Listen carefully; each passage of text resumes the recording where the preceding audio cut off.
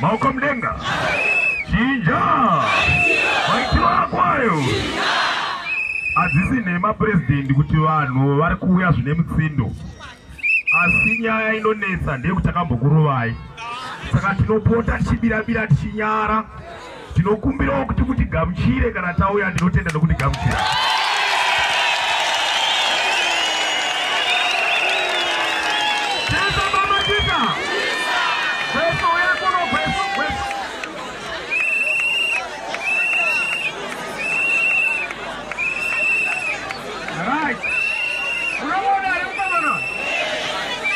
Chisa mama chisa.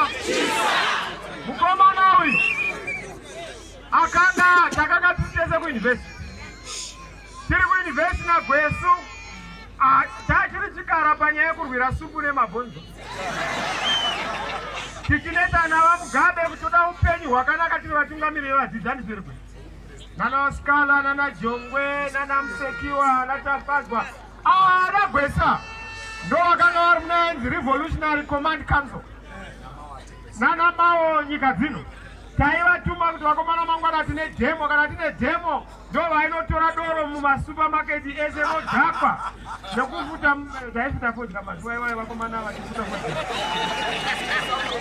Asi Gwesa Apostori ndo vaiziita ivava kutema ruro. Now akazoenda kubhodha gesi ndo vananetsana naye sere anga akutirena ari instructor kubhodha gesi.